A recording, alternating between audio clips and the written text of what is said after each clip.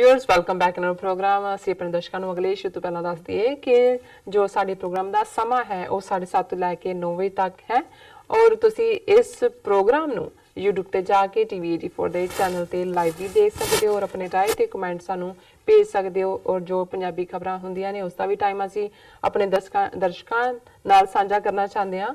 ਉਸ ਦੀ ਟਾਈਮਿੰਗ ਹੈ 9 ਵਜੇ ਤੋਂ ਲੈ ਕੇ 9:30 ਵਜੇ ਤੱਕ। ਜੋ ਸਪੈਸ਼ਲੀ ਇੰਟਰਵਿਊਜ਼ ਹੁੰਦੀਆਂ ਨੇ ਉਸ ਦਾ ਟਾਈਮ ਹੈ 9:30 ਵਜੇ ਤੋਂ ਲੈ ਕੇ 10 ਵਜੇ ਤੱਕ। ਤੁਸੀਂ ਇਹ ਤਿੰਨੋਂ ਪ੍ਰੋਗਰਾਮ YouTube ਤੇ ਜਾ ਕੇ TV84 ਦੇ ਚੈਨਲ ਤੇ ਦੇਖ ਸਕਦੇ ਹੋ ਮੰਡੇ ਥਰੂ ਫਰਾਈਡੇ ਐਂਡ ਆਪਣੇ ਰਾਏ ਤੇ ਸੁਝਾਅ ਵੀ ਸਾਨੂੰ ਭੇਜ ਸਕਦੇ ਹੋ ਔਰ ਤੁਸੀਂ TV84 ਦੇ ਚੈਨਲ ਨੂੰ YouTube ਤੇ ਜਾ ਕੇ ਵੱਧ ਤੋਂ ਵੱਧ ਸਬਸਕ੍ਰਾਈਬ ਵੀ ਕਰੋ। Thank you so much. So keep watching TV84। ਜੀ ਡਾਕਟਰ ਸਾਹਿਬ, ਅਗਲੇ ਇਸ਼ੂ ਬਾਰੇ ਤੁਹਾਡੇ ਵਿਚਾਰ ਜਾਣਨੇ ਚਾਹਾਂਗੇ। ਜੀ ਡਾਕਟਰ ਸਾਹਿਬ, ਕੀ ਕਹਿਣਾ ਚਾਹੋਗੇ ਤੁਸੀਂ? ਦੇਖੋ, ਜਦੋਂ ਅਸੀਂ ਰੂਹਾਨੀ ਦੁਨੀਆ ਦੇ ਉਸ ਮੰਡਲ ਬਾਰੇ ਗੱਲ ਕਰਦੇ ਹਾਂ, ਕਹਿੰਦੇ ਆ ਵੀ ਜਿਹੜੀ ਇਹ ਤੀਸਰੀ ਧਿਰ ਉਸ ਖਿੱਤੇ ਦੇ ਵਿੱਚ ਜੀ ਗੁਰੂ ਨਾਨਕ ਸਾਹਿਬ ਦੀ ਆਮਦ ਦੇ ਨਾਲ ਇਹ ਵਿਚਾਰਧਾਰਾ ਸਿੱਖੀ ਦੀ, ਜਿਸ ਨੂੰ ਭਾਈ ਗੁਰਦਾਸ ਜੀ ਨੇ ਫਰਮਾਇਆ, ਮਾਰਿਆ ਸਿੱਕਾ ਜਗਤ ਵਿੱਚ ਨਾਨਕ ਨਿਰਮਲ ਪੰਥ ਚਲਾਇਆ। ਇੱਕ ਨਵਾਂ ਕੋਇਨ ਔਰ ਇਹ ਨਿਰਮਲ ਪੰਥ ਜਿਹਦੇ ਅੰਦਰ ਕੋਈ ਮੈਲ ਨਹੀਂ ਹੈ। ਤੇ ਨਾਲ ਹੀ ਉਹਨਾਂ ਨੇ ਫਰਮਾਇਆ, ਸ਼ਬਦ ਜਿੱਤੀ ਸਿੱਧ ਮੰਡਲੀ ਕੀਤੋਸ ਆਪਣਾ ਪੰਥ ਨਿਰਾਲਾ। ਜੀ ਕਿ ਇਹ ਨਿਰਾਲਾ ਪੰਥ ਗੁਰੂ ਨਾਨਕ ਦਾ, ਜਿਸ ਨੂੰ ਕੌਮ ਦੀ ਉਸ ਡੈਫੀਨੇਸ਼ਨ ਤੱਕ ਪਹੁੰਚਦੇ ਆ ਕਿਵੇਂ ਫਿਰ 9 ਗੁਰੂ ਸਾਹਿਬਾਨ ਨੇ ਉਸ ਨੂੰ ਇੱਕ ਉਸ ਮਹਿਲ ਦੇ ਤੌਰ ਤੇ ਉਸਾਰਿਆ, ਉਸ ਧਰਤੀ ਦੇ ਉੱਤੇ ਉਸ ਵਿਚਾਰ ਨੂੰ ਮੰਨ ਕੇ ਗੁਰਮਤਿ ਵਿਚਾਰਧਾਰਾ ਨੂੰ ਤੁਰਨ ਵਾਲਿਆਂ ਨੂੰ ਇੱਕ ਕੌਮ ਦੇ ਰੂਪ ਦੇ ਵਿੱਚ ਉਸ ਸੰਗਠਨ ਨੂੰ, ਜਿਹੜਾ ਅਕਾਲ ਪੁਰਖ ਦੀ ਮੌਜ ਦੇ ਵਿੱਚ ਖਾਲਸਾ ਰੂਪ ਦੇ ਵਿੱਚ ਜਗਜ਼ਾਰ ਹੋਇਆ ਤੇ ਜ਼ਾਹਰ ਹੈ ਕਿ ਇਹੀ ਸੁਨੇਹਾ ਗੁਰੂ ਨਾਨਕ ਸਾਹਿਬ ਨੇ ਵੇਈਂ ਦਰਿਆ ਦੇ ਵਿੱਚ 48 ਘੰਟੇ ਜਦੋਂ ਕਿ ਉਹ ਅਕਾਲ ਪੁਰਖ ਦੇ ਨਾਲ ਸਾਂਗੋ ਪਾਂਗ ਹੋਏ। ਔਰ ਇਹ ਉਹੀ ਐਕਸਪੀਰੀਅੰਸ ਹੈ ਰੂਹਾਨੀਅਤ ਦਾ, ਜਿਹੜਾ ਉਸ ਪਹਾੜ ਦੇ ਉੱਤੇ, ਜਿਸ ਨੂੰ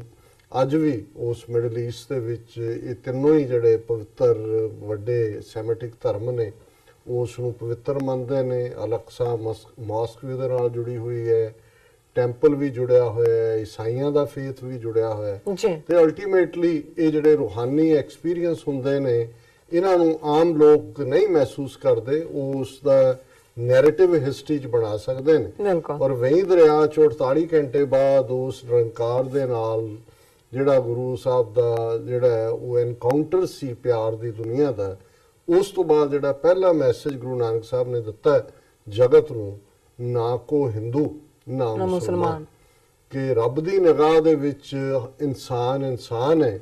ਔਰ ਇਹ ਦੁਨੀਆ ਦੇ ਲੋਕੋ, ਇਸ ਖਿੱਤੇ ਦੇ ਲੋਕੋ, ਤੁਸੀਂ ਮਜ਼ਹਬ ਦੇ ਨਾਂ ਦੇ ਉੱਤੇ, ਜਿਸ ਨੂੰ ਫਿਰ ਭਾਈ ਗੁਰਦਾਸ ਨੇ ਫਰਮਾਇਆ ਸੀ ਕਿ ਗੁਰੂ ਨਾਨਕ ਸਾਹਿਬ ਦੀ ਆਮਦ ਤੋਂ ਪਹਿਲਾਂ ਉਸ ਖਿੱਤੇ ਦਾ ਮਾਹੌਲ ਕੀ ਸੀ, ਜਿਸ ਨੂੰ ਉਹਨਾਂ ਨੇ ਕਿਹਾ ਸੀ ਕਿ ਭਾਈ ਸੱਚ ਕਿਨਾਰੇ ਰਹਿ ਗਿਆ, ਖੈ ਮਰਦੇ ਬਾਹਮਣ ਮੌਲਾਣੇ, ਸਿਰੋਂ ਨਾ ਮਿੱਟੇ ਆਵਣ ਜਾਣੇ। ਕਿ ਇਹ ਧਰਮ ਦੇ ਠੇਕੇਦਾਰ ਬ੍ਰਾਹਮਣ ਔਰ ਮੁਰਾਣੇ ਇਹ ਆਪਸ ਦੇ ਵਿੱਚ ਲੜ ਰਹੇ ਸੀ ਆਪਣੇ ਇੰਟਰਸਟ ਦੇ ਲਈ, ਸੱਚ ਕਿਨਾਰੇ ਰਹਿ ਗਏ। ਜਿਹੜਾ ਅਲਟੀਮੇਟਲੀ ਰੱਬ ਤੱਕ ਪਹੁੰਚਣਾ, ਰੱਬ ਨੂੰ ਜਾਣਨਾ, ਜਿਹੜਾ ਟਰੂਥ ਸੀ, ਉਹ ਕੈਜੂਅਲਟੀ ਬਣੇ। ਔਰ ਮੈਂ ਸਮਝਦਾ ਵੀ ਇਹ 550 ਸਾਲ ਇਸ ਵਰੇ 'ਚ ਗੁਰੂ ਨਾਨਕ ਸਾਹਿਬ ਦੀ ਆਮਦ ਨੂੰ ਹੋ ਜਾਣੇ ਨੇ ਇਸ ਦੁਨੀਆ ਦੇ ਉੱਤੇ। ਸੋ ਇਹ ਸਿਰਫ ਇੱਕ ਮੈਸੇਜ ਸੀ ਰੂਹਾਨੀ ਦੁਨੀਆ ਦਾ ਕਿ ਇਹ ਜਿਹੜਾ ਤੀਸਰਾ ਫੈਕਟਰ ਸਿੱਖ ਕੌਮ ਦੇ ਰੂਪ 'ਚ, ਜਿਹੜਾ ਮਜ਼ਹਬਾਂ ਤੇ ਆਧਾਰਿਤ ਨਫ਼ਰਤ ਨਹੀਂ ਕਰਦਾ, ਔਰ ਹਰਮੰਦਰ ਸਾਹਿਬ ਜਿਹੜਾ ਸਾਡਾ ਕੇਂਦਰੀ ਮੁਕਾਮ ਹੈ, ਉਸ ਦਾ ਨੀਂਹ ਪੱਥਰ ਸੰਗੇ ਬੁਨਿਆਦ ਗੁਰੂ ਅਰਜਨ ਸਾਹਿਬ ਵੱਲੋਂ ਸਾਈਂ ਮੀਆਂ ਮੀਰ ਸੂਫੀ ਫਕੀਰ ਤੋਂ ਰਖਵਾਣਾ, ਇਹ ਦੱਸਦਾ ਹੈ ਕਿ ਕੀ ਬੁਨਿਆਦੀ ਸਾਂਝ ਹੈ ਔਰ ਕਿਵੇਂ ਇਹ ਸਾਂਝਾਂ ਜਿਹੜੀਆਂ ਨੇ ਆਪਸ ਦੇ ਵਿੱਚ ਹਰ ਇੱਕ ਨੂੰ ਗਲ ਨਾਲ ਲਾਉਣ ਦਾ ਜਿਹੜਾ ਪਾਰਟ ਹੈ। ਔਰ ਸਿੱਖ ਧਰਮ ਜਿਹੜਾ ਇਹਨਾਂ ਬੁਨਿਆਦਾਂ ਦੇ ਉੱਤੇ ਹੀ ਖੜਾ, ਜਿਹੜੀ ਬੁਨਿਆਦ ਪਿਆਰ ਦੀ ਹੈ, ਜਿਹੜੀ ਕਿਸੇ ਨੂੰ ਕਿਸੇ ਰਸਤੇ ਤੋਂ ਭਟਕਾਉਂਦੀ ਨਹੀਂ, ਕਿਸੇ ਨੂੰ ਖਿੱਚ ਕੇ ਆਪਣੇ ਵੱਲ ਲਿਆਉਣ ਦੇ ਲਈ ਕੋਈ ਹੋਰ ਤੌਰ ਤਰੀਕੇ ਨਹੀਂ ਇਸਤੇਮਾਲ ਕਰਦੀ। ਇਹ ਪਿਆਰ ਦੀ ਦੁਨੀਆ। 47 ਦੀ ਵੰਡ ਬੇਸ਼ੱਕ ਇੱਕ ਦੁਖਾਂਤਕ ਹੈ, ਦੋਨਾਂ ਪੰਜਾਬਾਂ ਲਈ ਖਾਸ ਕਰ, ਜੀ ਸਿੱਖ ਕੌਮ ਲਈ ਹੋਰ ਵੀ ਖਾਸ ਕਰ। ਪਰ ਮੈਂ ਸਮਝਦਾ ਜਿਵੇਂ ਅਸੀਂ ਪਹਿਲੇ ਸੈਗਮੈਂਟ 'ਚ ਗੁਰਦੁਆਰਿਆਂ ਦੇ ਹਵਾਲੇ ਨਾਲ ਗੱਲ ਕੀਤੀ ਕਿ ਪਾਕਿਸਤਾਨ ਦੇ ਵਿੱਚ ਅੱਜ ਵੀ ਗੁਰਦੁਆਰੇ ਭਾਵੇਂ ਕੁਝ ਕਮਜ਼ੋਰ ਢਹਿੰਦੀ ਹਾਲਤ 'ਚ ਵੀ ਨੇ, ਪਰ ਘੱਟੋ ਘੱਟ 70 ਸਾਲ ਦੇ ਵਿੱਚ ਉਹਨਾਂ ਦੀ ਜਿਹੜੀ ਓਰੀਜਨੈਲਿਟੀ ਹੈ ਉਹ ਡਿਸਟਰੋਏ ਨਹੀਂ ਹੋਈ, ਉਹਨੂੰ ਰੀਸਟੋਰ ਕਰਨ ਦੀ ਕੋਸ਼ਿਸ਼ ਹੋ ਰਹੀ ਹੈ ਜੀ। ਇਹ ਬਲੇਸਿੰਗ ਇਨ ਡਿਸਗਾਈਜ਼ ਹੈ। ਮੈਂ ਸਮਝਦਾ ਵੀ ਜਿਹੜੀ 47 ਦੀ ਵੰਡ ਹੈ ਇਹ ਆਪਣੇ ਆਪ ਦੇ ਵਿੱਚ ਜਿੱਥੇ ਇੱਕ ਬਹੁਤ ਵੱਡਾ ਦੁਖਾਂਤ ਹੈ, ਕੌਮ ਦੋ ਹਿੱਸਿਆਂ ਦੇ ਵਿੱਚ ਪੰਜਾਬ ਦੀ ਹਿੱਕ ਦੇ ਉੱਤੇ ਇਹ ਲਕੀਰ ਖਿੱਚੀ ਗਈ, ਪਰ ਇੱਕ ਬਲੇਸਿੰਗ ਇਨ ਡਿਸਗਾਈਜ਼ ਵੀ ਸਿੱਖਾਂ ਦੇ ਲਈ ਬਣੀ ਜੀ। ਇਸ ਲਈ ਕਿ ਉਸ ਤੋਂ ਪਹਿਲਾਂ ਸਾਡੇ ਕੋਲ ਕਦੇ ਕੋਈ ਧਰਤੀ ਦਾ ਖਿੱਤਾ ਐਸਾ ਨਹੀਂ ਸੀ ਜਿੱਥੇ ਅਸੀਂ ਮੈਜੋਰਿਟੀ 'ਚ ਹੁੰਦੇ, ਅਸੀਂ ਛੋਟੀ ਗਿਣਤੀ ਸੀ ਔਰ 40% ਅਸੀਂ ਉੱਥੋਂ ਉਜੜੇ ਲੈਂਦੇ ਪੰਜਾਬ 'ਚੋਂ। ਇਧਰ ਬੇਸ਼ੱਕ ਬਹੁਤਿਆਂ ਨੂੰ ਨਹਿਰੂ ਨੇ ਅੱਗੇ ਕੱਢ ਕੇ ਅੰਬਾਲੇ ਤੋਂ ਵੀ ਅੱਗੇ ਕੱਢ ਦਿੱਤਾ ਹੈ ਤਾਂ ਕਿ ਸਾਰੇ ਇੱਕ ਥਾਂ ਕਿਤੇ ਇਕੱਠੇ ਨਾ ਹੋ ਜਾਣ, ਪਰ ਉਸ ਤੋਂ ਬਾਅਦ 1966 ਦੇ ਵਿੱਚ ਪੰਜਾਬ ਨੂੰ ਫਿਰ ਵੰਡਿਆ ਹਰਿਆਣਾ ਔਰ ਹਿਮਾਚਲ। ਪਰ ਉਹਨਾਂ ਦੀ ਜਿਹੜੀ ਨਾਪਾਕ ਨੀਤੀ ਸੀ ਉਸ ਚੋਂ ਇਹ ਨਿਕਲਿਆ ਕਿ ਅੱਜ ਸਾਡੇ ਕੋਲ 50,300 ਪਲੱਸ ਸਕੁਅਰ ਕਿਲੋਮੀਟਰ ਟੈਰੀਟਰੀ ਹੈ ਜਿੱਥੇ ਸਿੱਖ ਜਿਹੜੇ ਨੇ ਉਹ 70% ਦੇ ਲਗਭਗ ਨੇ। ਹਾਲਾਂਕਿ ਇਹ ਘਟਾ ਕੇ ਉਸ ਪਰਸੈਂਟੇਜ ਨੂੰ ਕਦੇ 63% ਬਣਾ ਦਿੰਦੇ ਨੇ, ਕਦੇ 65% ਬਣਾ ਦਿੰਦੇ ਨੇ। ਸੋ ਇਹ ਪਹਿਲੀ ਵਾਰ ਹਿਸਟਰੀ 'ਚ ਹੋਇਆ। ਔਰ ਦੂਸਰੀ ਜਿਹੜੀ ਬਲੇਸਿੰਗ ਇਹ ਇਸ ਨੂੰ ਅਸੀਂ ਕਹਿ ਸਕਦੇ ਹਾਂ ਕਿ ਇਹੀ 50,300 ਸਕੁਅਰ ਕਿਲੋਮੀਟਰ ਤੁਹਾਡਾ ਸੈਂਟਰ ਆਫ ਇੰਡੀਆ 'ਚ ਹੁੰਦਾ, ਗੰਗਾ ਜਮਨਾ ਦੇ ਵਿੱਚ ਕਿਸੇ ਨੇ ਨਹੀਂ ਸੀ ਪੁੱਛਣਾ। ਬਿਲਕੁਲ ਅਸੀਂ ਸਰਹੱਦ ਦੇ ਉੱਤੇ। ਔਰ ਜ਼ਾਹਰ ਹੈ ਕਿ ਜਦੋਂ ਅਸੀਂ ਹਿੰਦੂ ਇੰਡੀਆ ਔਰ ਇਸਲਾਮਿਕ ਪਾਕਿਸਤਾਨ ਦੇ 70 ਸਾਲਾਂ ਦੇ ਰਿਲੇਸ਼ਨਸ ਦੀ ਗੱਲ ਕਰਦੇ ਤੇ ਉਸ ਦੇ ਵਿੱਚ ਕਿਸ ਕਿਸਮ ਦੀ ਬਿਟਰਨੈਸ, 4-5 ਜੰਗਾਂ ਔਰ ਦੋਨਾਂ ਦੀ ਜਿਹੜੀ ਅਖੰਡ ਭਾਰਤ ਦਾ ਉਹਨਾਂ ਦੇ ਦਿਮਾਗ 'ਚ ਵੜਿਆ ਹੋਇਆ ਫਤੂਰ, ਔਰ ਇਧਰ ਵੀ ਜਿਹੜੀ ਹੈ ਇੱਕ ਸੋਚ ਜਿਹੜੀ ਕਿ ਮੂਮਨ ਔਰ ਕਾਫਰ 'ਚ ਯਕੀਨ ਰੱਖਦੀ ਹੈ ਜੀ। ਸੋ ਉਸ ਸਭ ਚੋਂ ਸਿੱਖ ਇੱਕ ਬੈਲੈਂਸਿੰਗ ਫੈਕਟਰ ਨੇ, ਦੋ ਵਿਚਕਾਰ ਅਕਾਲ ਪੁਰਖ ਨੇ, ਕਿਉਂਕਿ ਜੋ ਵੀ ਹੁੰਦਾ ਤੇ ਰੱਬ ਦੇ ਹੁਕਮ 'ਚ ਹੈ। ਸੋ ਅਸੀਂ ਉੱਥੇ ਇੱਕ ਬਫਰ ਬਣ ਗਏ। ਇੱਕ ਪਾਸੇ ਜਦੋਂ ਅਸੀਂ ਇਸਲਾਮਿਕ ਸਿਵਲਾਈਜੇਸ਼ਨ ਵੱਲ ਦੇਖਦੇ ਹਾਂ, ਮੋਰਾਕੋ ਤੋਂ ਜਿਹੜਾ ਉਹ ਸ਼ੁਰੂ ਹੁੰਦਾ ਹੈ ਔਰ ਵਾਘਾ ਬਾਰਡਰ ਤੱਕ ਆ ਕੇ ਜਿਹੜੀ ਸਾਰਾ ਹੀ ਮੋਰਾਕੋ ਔਰ ਇਸ ਦੇ ਵਿਚਾਲੇ ਹੈ ਉਹ ਸਾਰੀ ਇਸਲਾਮਿਕ ਬੈਲਟ ਹੈ। ਔਰ ਜ਼ਾਹਰ ਹੈ ਕਿ ਇਸ ਦੇ ਵਿਚਕਾਰ ਫਿਰ ਜਮਨਾ ਪਾਰ ਹਿੰਦੂ ਵਿਚਾਰਧਾਰਾ ਸ਼ੁਰੂ ਹੋ ਜਾਂਦੀ ਹੈ। ਸੋ ਜਮਨਾ ਔਰ ਪਾਕਿਸਤਾਨ ਬਾਰਡਰ ਦੇ ਵਿਚਕਾਰ ਜਿਹੜੀ ਹੈ ਬਫਰ ਖਾਲਸਾ ਕੌਮ ਹੈ, ਬਫਰ ਪੰਜਾਬ ਹੈ, ਇੰਡੀਅਨ ਆਕੂਪਾਈਡ ਹੈ ਬੇਸ਼ੱਕ ਅੱਜ।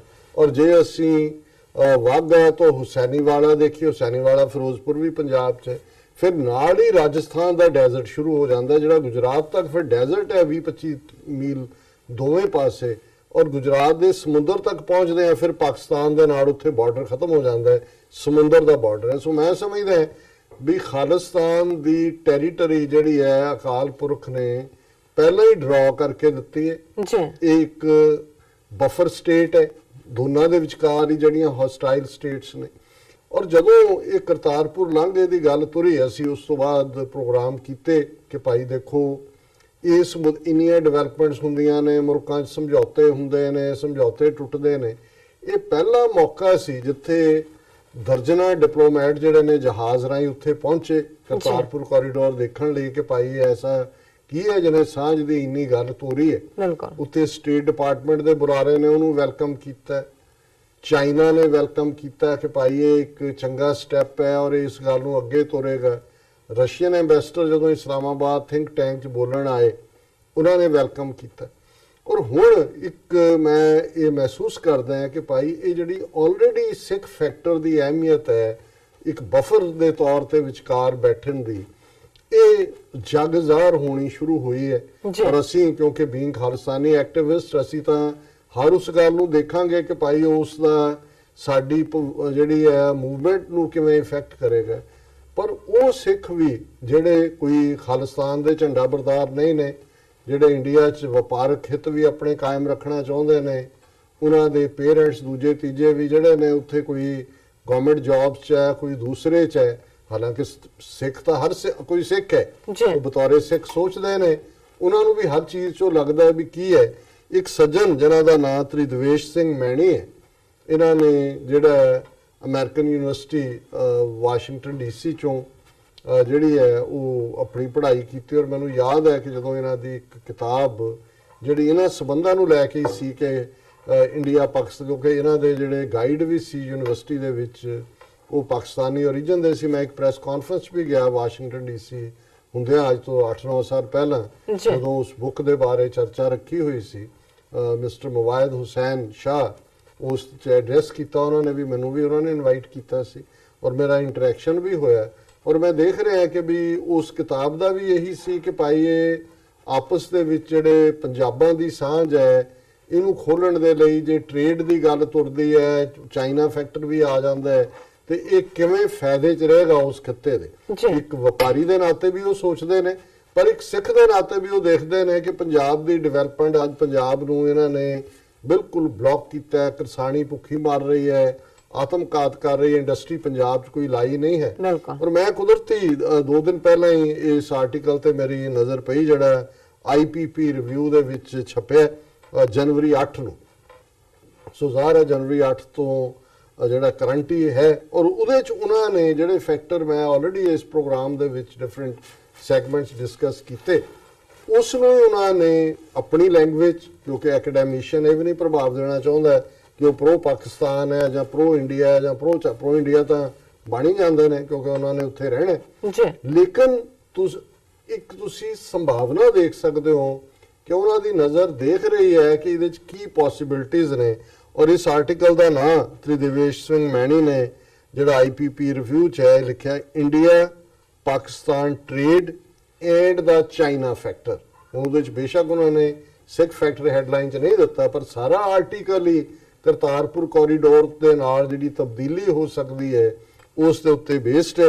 ਉਹਦੇ 'ਚ ਉਹਨਾਂ ਨੇ ਸ਼ੁਰੂਆਤ ਹੋਈ ਔਰ ਜਿਹੜੀ ਪਿਕਚਰ ਵੀ ਹੈ ਇਹਦੇ 'ਚ ਉਹ AFP ਦੀ ਏਜੰਸੀ ਫ੍ਰੈਂਚ ਪ੍ਰੈਸ ਦੀ ਇਮਰਾਨ ਖਾਨ ਸਾਹਿਬ ਜਦੋਂ ਕਿ ਉੱਥੇ ਐਡਰੈਸ ਕਰ ਰਹੇ ਨੇ, ਬੈਕਗ੍ਰਾਉਂਡ ਦੇ ਵਿੱਚ ਕਰਤਾਰਪੁਰ ਸਾਹਿਬ ਦਾ ਗੁਰਦੁਆਰਾ ਹੈ। ਉਹੀ ਪਿਕਚਰ ਜਿਹੜੀ ਏਜੰਸੀ ਫ੍ਰੈਂਚ ਪ੍ਰੈਸ ਨੇ ਦਿੱਤੀ ਉਹੀ ਇਸ ਆਰਟੀਕਲ ਦੇ ਵਿੱਚ ਵੀ ਜਿਹੜਾ ਉਹ ਇਸਤੇਮਾਲ ਕੀਤੀ ਗਈ ਹੈ।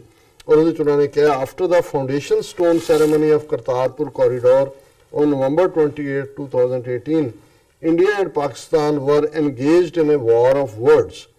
Pakistan Foreign Minister Shah Mohammad Qureshi said after the ceremony that it is a googly throne, as a result of which India, ਜਿਹੜਾ ਉਹ ਲੰਬਾ ਆਰਟੀਕਲ ਮੈਂ ਇਹਨੂੰ ਬਰੀਫ ਹੀ ਕਰਾਂਗਾ ਕਿ ਇੰਡੀਆ ਨੇ ਕਿਹਾ ਜੀ ਦੇਖੋ ਇਹ ਸਿੱਖ ਸੈਂਟੀਮੈਂਟਸ ਦੇ ਨਾਲ ਪਲੇ ਕੀਤਾ ਹੈ ਗੂਗਲੀ ਕਹਿ ਕੇ, ਪਰ ਨਾਲ ਦੀ ਨਾਲ ਹੀ ਉਹਨਾਂ ਨੇ ਕਿਹਾ ਵੀ ਇਮਰਾਨ ਖਾਨ ਸਾਹਿਬ ਨੇ ਇਸ ਦੇ ਉੱਤੇ ਇਹ ਕਿਹਾ ਕਿ ਦਾ groundbreaking ceremony of Kartarpur was a peace initiative. It was a sincere effort. So was the invitation extended to the Indian ministers. It was not a googly for sure. ਇਹ ਹਾਲਾਂਕਿ ਕਸੂਰੀ ਨੇ ਕੁਰੈਸ਼ੀ ਨੇ ਕੋਈ ਸਿਆਣਪ ਵਾਲੀ ਗੱਲ ਨਹੀਂ ਸੀ ਕੀਤੀ, ਪਰ ਇਮਰਾਨ ਖਾਨ ਹੋਰਾਂ ਨੇ ਉਹਦਾ ਡੈਮੇਜ ਕੰਟਰੋਲ ਜ਼ਰੂਰ ਕੀਤਾ। ਉਹਨਾਂ ਨੇ ਕਿਹਾ ਵੀ ਇਹ ਸਿੰਸੀਅਰ ਐਫਰਟ ਹੈ, ਇੱਥੋਂ ਉਹਨਾਂ ਨੇ ਗੱਲ ਸ਼ੁਰੂ ਕੀਤੀ। ਫਿਰ ਉਹਨਾਂ ਨੇ ਜਿਹੜਾ ਸੁਸ਼ਮਾ ਸਵਰਾਜ ਦਾ ਰਿਐਕਸ਼ਨ ਦਿੱਤਾ ਕਿ ਉਹਨੇ ਕਿਹਾ ਜੀ ਸਿੱਖਾਂ ਦੇ ਸੈਂਟੀਮੈਂਟ ਦੇ ਨਾਲ ਇਹ ਖਿਲਵਾੜ ਕੀਤਾ। ਨਾਲ ਦੀ ਨਾਲ ਉਹਨੇ ਜਿਹੜੀ ਸਾਰਕ ਮੀਟਿੰਗ ਇਸਲਾਮਾਬਾਦ ਹੋਣੀ ਸੀ ਉਸ ਲਈ ਪਾਕਿਸਤਾਨ ਵੱਲੋਂ ਦਿੱਤੇ ਸੱਦੇ ਨੂੰ ਵੀ ਠੁਕਰਾਇਆ। ਫਿਰ ਇਹਨੇ ਕੋਟ ਕੀਤਾ ਕਿ Imran Khan in an interview with Washington Post dubbed the Kartarpur corridor as an important confidence building measure between both countries. He also stated that he hoped to resume dialogue with India once the elections of 2019 were over. So ਜ਼ਾਹਰ ਹੈ ਕਿ Washington post ਦੇ interview ਨੂੰ ਅਸੀਂ ਵੀ discuss ਕੀਤਾ ਸੀ, ਇਹਨੇ ਕੋਟ ਕੀਤਾ ਜੀ। ਫਿਰ ਇੰਡੀਅਨ ਮੀਡੀਆ ਨੇ ਕਿਵੇਂ ਰਿਐਕਟ ਕੀਤਾ, ਔਰ ਇਹ ਦੇਖਣ ਵਾਲੀ ਗੱਲ ਹੈ ਵੀ ਇਹ ਜਿਹੜਾ ਰਾਈਟਰ ਹੈ ਇਸ ਆਰਟੀਕਲ ਦਾ ਉਹ ਕੋਈ ਖਾਲਿਸਤਾਨੀ ਐਕਟਿਵਿਸਟ ਨਹੀਂ, ਪਰ ਉਹ ਦੇਖ ਰਿਹਾ ਹੈ ਵੀ ਇਹ ਸਾਰੀਆਂ ਡਿਵੈਲਪਮੈਂਟਸ ਨਾਲ ਅਮਰੀਕਾ ਨੇ ਕਿਵੇਂ ਰਿਐਕਟ ਕੀਤਾ ਹੈ, ਚਾਈਨਾ ਨੇ ਕਿਵੇਂ ਕੀਤਾ ਹੈ। ਇੰਡੀਅਨ ਮੀਡੀਆ ਬਾਰੇ ਉਹਨੇ ਕਿਹਾ, apart from some intemperate remarks on both sides, Indian media channels had been a bit skewed in their coverage, looking at the corridor merely from a security perspective. ਕਿ ਉਹਨਾਂ ਨੂੰ ਸਿੱਖਾਂ ਦੇ ਸੈਂਟੀਮੈਂਟ ਦੀ ਕੋਈ ਨਹੀਂ, ਉਹਨਾਂ ਨੇ ਵੀ ਐਵੇਂ ਉਹ ਜਿਹਨੂੰ ਕਹਿੰਦੇ ਨੇ ਕਿ ਵੀ ਖੰਭਾਂ ਦੀਆਂ ਡਾਰਾਂ ਬਣਾਈਆਂ ਨੇ। Many channels had dubbed Pakistan's decision to go ahead with the corridor as an attempt of the ISI to revive militancy in the state of Punjab. Some Indian politicians, including Chief Minister of Punjab, Captain Amrinder, to echo these views, ਕਿਉਂਕਿ article ਪਹਿਲਾਂ ਲਿਖਿਆ, ਹੁਣ ਅਜਵਾੜਾ ਅਮਰਿੰਦਰ ਦਾ ਉਹਨਾਂ ਨੇ ਨਹੀਂ ਦੇਖਿਆ ਬਿਆਨ ਕਿ ਵੀ ਜਿਹੜਾ ਕਿਵੇਂ ਬੀਜੇਪੀ ਡਿਸਟਰੋਏ ਕਰ ਰਹੀ ਹੈ ਸਿੱਖ ਸੈਂਟੀਮੈਂਟ ਨੂੰ, ਜੀ। ਔਰ ਦੂਜੇ ਤੀਜੇ ਇਹ ਖੁਰਕ ਬਾਅਦ ਚ ਪਈ ਹੈ, ਉਹਨੂੰ ਉਦੋਂ ਨਹੀਂ ਸੀ ਪਈ ਜਦੋਂ ਇਹਨੇ ਆਰਟੀਕਲ ਲਿਖਿਆ। While there is no doubt that certain sections of Pakistan security establishment have been fishing in troubled waters, but to dub Kartarpur corridor as an ISI conspiracy is rather simplistic. ਇਹ academic style ਹੁੰਦਾ, ਨਹੀਂ ਨਹੀਂ ਇਹ ਇਦਾਂ ਨਹੀਂ ਹੈ ਗੱਲ। This argument overlooks the sentiments not just of Sikhs। ਹੁਣ ਇਹ ਕਹਿ ਰਹੇ ਕਿ ਇਹ ਜਿਹੜੇ ਕਹਿੰਦੇ ਨੇ ਜੀ ISI ਦਾ ਬ੍ਰੇਨ ਚਾਈਲਡ ਹੈ, ਟਰਬਲ ਫਿਸ਼ਿੰਗ ਜਿਹੜਾ ਉਹ ਟਰਬਲਡ ਵਾਟਰ 'ਚ ਫਿਸ਼ਿੰਗ ਕਰਨਾ ਚਾਹੁੰਦੇ ਨੇ, ਉਹਨੇ ਕਿਹਾ ਵੀ ਨਹੀਂ ਇਹ ਗੱਲ ਠੀਕ ਨਹੀਂ ਹੈ, ਇਹ ਇਸ ਗੱਲ ਨੂੰ ਅਣਗੌਲਿਆ ਕਰਦਾ ਹੈ। This argument overlooks the sentiments not just of the Sikhs but other Punjabis who are in favor of closer links between both Punjabs। ਇਹ ਹੁਣ ਪੰਜਾਬੀ ਜਾਗ ਪਿਆ ਕਿ ਵੀ ਇਹ ਹਿੰਦੂਆਂ ਨੂੰ ਵੀ ਕਹਾ ਕਿ ਜੀ ਹਾਲਾਂਕਿ ਉਹ ਤਾਂ ਚਾਹੁੰਦੇ ਹੀ ਨਹੀਂ ਇਸ ਵੇਲੇ। ਹੁਣ ਜੇ ਅਸੀਂ ਹਿੰਦੂ ਸਿੱਖ ਤੇ ਕਹੀਏ ਫਿਰ ਸਾਨੂੰ ਕਹਿਣਗੇ ਜੀ ਕਮਿਊਨਲ ਅਪਰੋਚ ਹੈ, ਪਰ ਨਜ਼ਰ ਆ ਰਿਹਾ ਵੀ ਕੌਣ ਕੀ ਚਾਹੁੰਦਾ, ਬਟ ਚਲੋ ਇਹਨਾਂ ਨੂੰ ਨੇ ਰੱਖਣਾ ਹੁੰਦਾ ਐਕੈਡਮੀ। ਉਹਨਾਂ ਨੇ ਕਿਹਾ ਜੀ ਇਹ ਜਿਹੜੇ ਦੋਨੋਂ ਪਾਸਿਆਂ ਦੇ ਪੰਜਾਬੀ ਜਿਹੜੇ ਇਧਰਲੇ ਪੰਜਾਬ ਦੇ ਨੇ ਉਹ ਜੋ ਸਾਂਝ ਚਾਹੁੰਦੇ ਨੇ ਉਹਦੇ ਰਸਤੇ 'ਚ ਇਹ ਗੱਲ ਰੁਕਾਵਟ ਹੈ। Religious tourism would also benefit the Pakistan economy immensely and the service sector of Punjab province would benefit enormously। ਜ਼ਾਹਰ ਹੈ ਪਾਕਿਸਤਾਨ 'ਚ ਰਿਲੀਜੀਅਸ ਟੂਰਿਜ਼ਮ ਹੈ, ਇੱਧਰ ਵੀ ਜੇ ਡੇਰਾ ਬਾਬਾ ਨਾਨਕ ਬਣਦਾ ਹੈ, ਇਮਾਰਤਾਂ ਜ਼ਮੀਨਾਂ ਦੀਆਂ ਕੀਮਤਾਂ, ਲੋਕਾਂ ਦਾ ਆਣਾ ਜਾਣਾ, ਚਾਹ, ਹੋਟਲ, ਰੈਸਟੋਰੈਂਟ, ਰਿਹਾਇਸ਼, ਦੂਜੇ ਤੀਜੇ ਇਕਨੋਮੀ ਇਵੇਂ ਹੀ ਸ਼ਹਿਰ ਇਵੇਂ ਹੀ ਬਸਲ ਕਰਦੇ ਨੇ ਜਦੋਂ ਉਹਨਾਂ ਦੀ ਡਿਵੈਲਪਮੈਂਟ ਹੁੰਦੀ ਹੈ। ਔਰ ਇਹ ਉਹਨੇ ਕਿਹਾ ਜੀ Imran Khan during his speech at the ceremony had outlined his vision for developing Kartarpur city to give a fillip to religious tourism. ਉਹਨਾਂ ਨੇ ਉਹਦੀ ਗੱਲ ਕੀਤੀ। ਫਿਰ ਉਹਨਾਂ ਨੇ ਇਸ ਗੱਲ ਨੂੰ ਆਪਣੇ ਥਾਟ ਨੂੰ ਅੱਗੇ ਤੋਰਿਆ। Kartarpur corridor would not just provide opportunity to Sikh pilgrims to pay obeisance at one of their holiest shrines but could also give a fillip to economic linkages between both Punjabs। ਕਿ ਇਹਦੇ ਨਾਲ ਦੋਨਾਂ ਪੰਜਾਬਾਂ ਦੀ ਆਰਥਿਕ ਸਾਂਝ ਦਾ ਰਸਤਾ ਖੁੱਲੇਗਾ। The demand for reducing restrictions through the Wagh-Atari land crossing, the only trade route, as well as opening more trade routes, was gaining ground with a number of business lobbies demanding the same ਕਿ ਵੀ ਆਪਸ 'ਚ Punjab to Punjab ਵਪਾਰ ਚੱਲੇਗਾ। India-Pakistan ties are full of uncertainty with skepticism in certain quarters. It remains to be seen as to how this religious corridor pans out. What is interesting, however, is international reactions to the corridor। ਹੁਣ ਇਹਦੇ ਵੀ sharp ਅੱਖ ਹੈ, field ਹੈ ਉਹਦਾ। ਜੇ ਅਸੀਂ notice ਕੀਤਾ ਹੈ ਵੀ ਚਾਈਨਾ ਨੇ, ਅਮਰੀਕਾ ਨੇ, ਰੂਸ ਨੇ ਇੱਕੋ ਵੇਲੇ ਕੀਤਾ ਵੀ ਸਭ ਦੀ ਅੱਖ ਹੈ ਐਡਾ ਕੀ ਇੰਪੋਰਟੈਂਟ ਹੈ, ਸੋ ਇਹਨੇ ਵੀ ਇਹ ਨੋਟਿਸ ਕੀਤਾ। ਫਿਰ ਉਹਨੇ ਕਿਹਾ the US welcomed the initiative, saying that it had always pitched for greater people-to-people contact and that this was a step in the right direction। ਉਹਨਾਂ ਨੇ ਫਿਰ US ਡਿਫੈਂਸ ਸੈਕਟਰੀ ਨੂੰ ਜਿਹੜਾ ਕੋਟ ਕੀਤਾ ਹੈ ਕਿ ਉਹਨਾਂ ਨੇ ਕਿਹਾ ਜੀ ਅਸੀਂ ਤਾਂ ਹਮੇਸ਼ਾ ਹੀ ਚਾਹੁੰਦੇ ਸੀ ਔਰ ਇਹ ਜਿਹੜਾ ਬੜੀ ਚੰਗੀ ਗੱਲ ਹੈ। The Trump administration had been tough on Pakistan, but from time to time it had pitched for greater engagement between both countries, although New Delhi had not taken very kindly to this suggestion। ਕਿ America ਦਾ ਜਿਹੜਾ ਹੈ ਉਹ ਦਿੱਲੀ ਵਾਲਿਆਂ ਦੇ ਸੰਗ ਚੋਂ ਥੱਲੇ ਨਹੀਂ ਉਤਰੇ। Now China also supported the initiative। The Chinese Foreign Ministry spokesperson said, "We are glad to see very good interactions between Pakistan and India."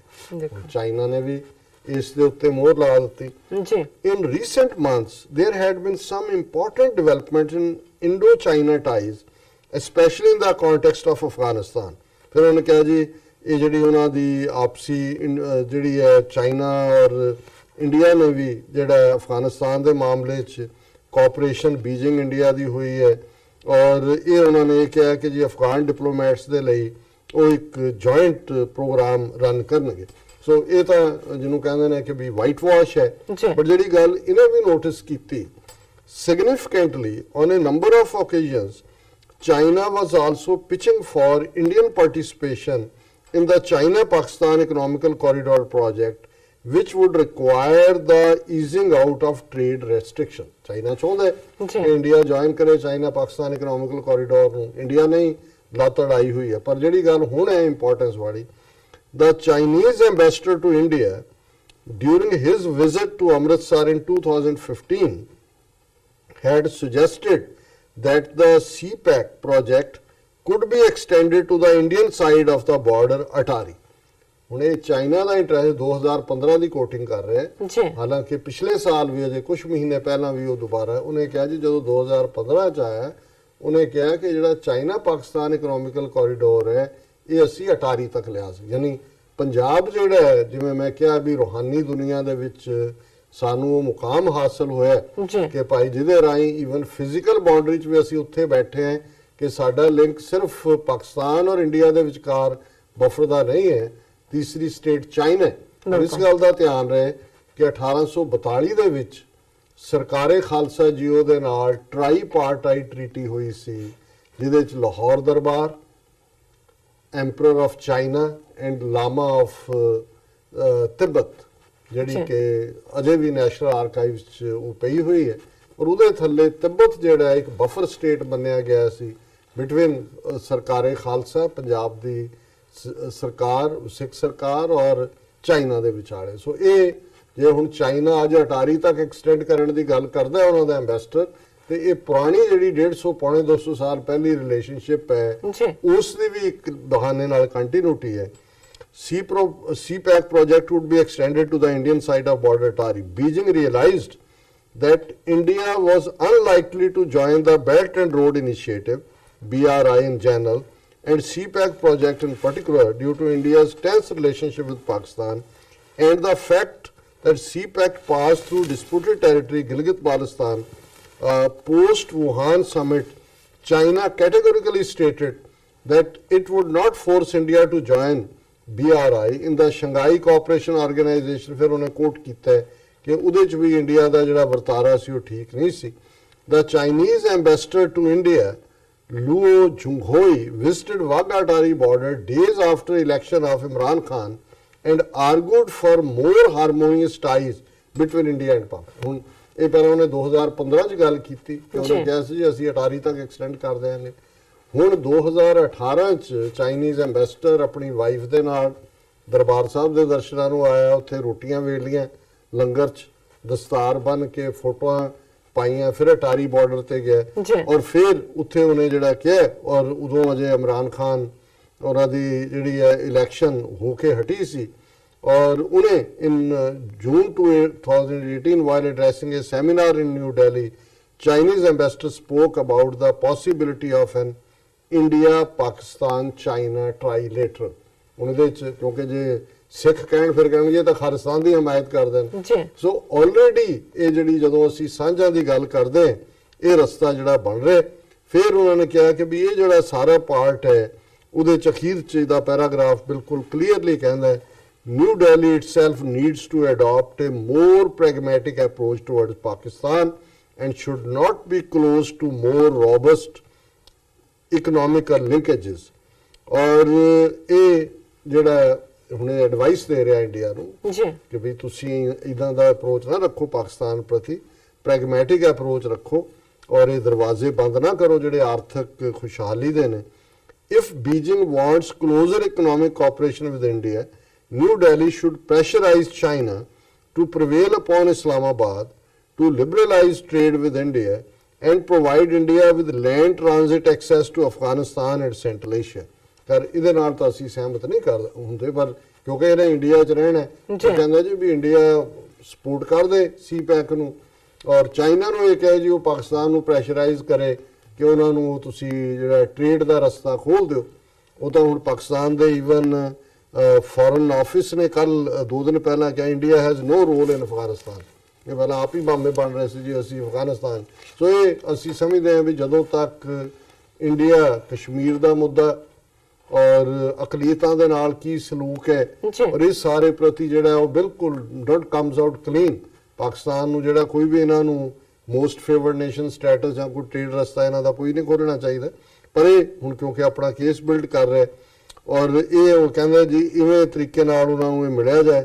Both India and China are seeking to promote closer people-to-people linkages during the Wuhan summit, an India-China high-level mechanism on cultural and people-to-people exchanges was set up.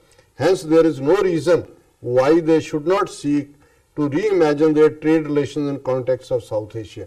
ਕਿ ਵੀ China ਔਰ India ਵੀ ਆਪਣੇ ਕਰਨ ਜਿਹੜੇ ਹੁਣ conclude ਕੀਤਾ ਹੈ, ਹੁਣ ਇਹਦੇ ਵਿੱਚੋਂ ਸਿੱਖ ਬੋਲ ਰਿਹਾ ਹੈ, ਉਹਨੂੰ ਖੁਸ਼ੀ ਹੈ ਵੀ ਸਾਡਾ ਪੰਜਾਬ ਜਿਹੜਾ ਹੈ ਦੋਨੋਂ ਪਾਸਿਆਂ ਦਾ ਉਹ ਸੈਂਟਰਲ ਫਰੰਟ ਬਰਨਰ ਤੇ ਆ ਰਿਹਾ। ਔਰ ਕਨਕਲੂਜਨ ਚ ਤੁਸੀਂ ਉਹਨੂੰ ਦੇਖ ਸਕਦੇ ਹੋ ਜੀ, ਲਾਸਟ ਪੈਰਾਗ੍ਰਾਫ ਹੈ, the two Punjabs have a role not just in rekindling people to people linkages but also economic ties between India and Pakistan, and ultimately could even lead to trilateral cooperation. ਉਹਨੇ ਕਿਹਾ ਜੀ ਇਹ ਜਿਹੜੇ ਦੋਵੇਂ ਪੰਜਾਬ ਨੇ ਇਹ ਸਿਰਫ ਲੋਕਾਂ ਦਾ ਲੋਕਾਂ ਨਾਲ ਸੰਪਰਕ ਜਾਂ ਉਹਨਾਂ ਦਾ ਆਪਸ ਨਾਲ ਸੰਬੰਧ ਹੀ ਨਹੀਂ ਜੋੜਨ ਦੇ ਲਈ ਸਹਾਈ ਹੋ ਸਕਦੇ, ਪਰ ਇਹ ਜਿਹੜੇ ਆਰਥਿਕ ਨੇ ਸੰਬੰਧ ਨਾ ਸਿਰਫ ਇੰਡੀਆ ਪਾਕਿਸਤਾਨ ਦੇ ਪਰ ਚਾਈਨਾ ਦੇ ਨਾਲ ਵੀ ਜਿਹੜਾ ਜੋੜਨ ਦੇ ਵਿੱਚ ਇਹ ਹੈ।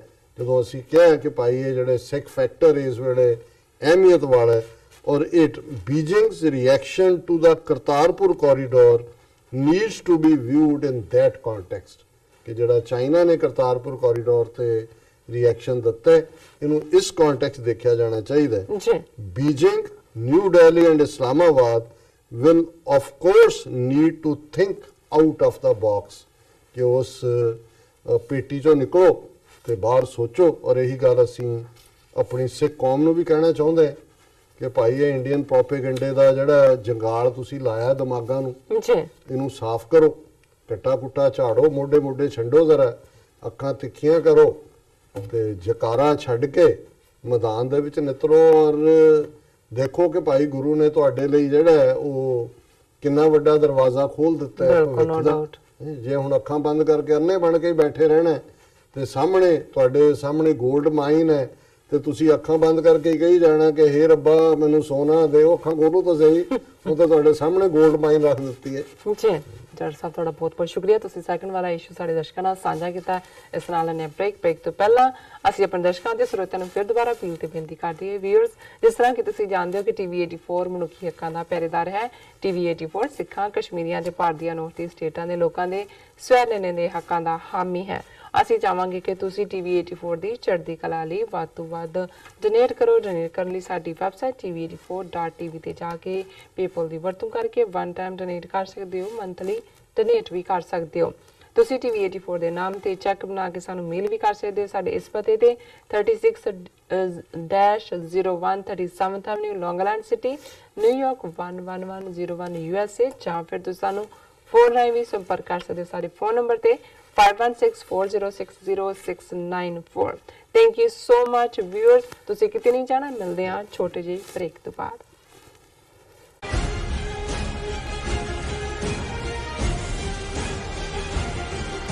4 ਫਰਵਰੀ 1986 ਨੂੰ ਵਾਪਰੇ ਸਾਕਾ ਨਕੋਦਰ ਦੇ ਨੌਜਵਾਨ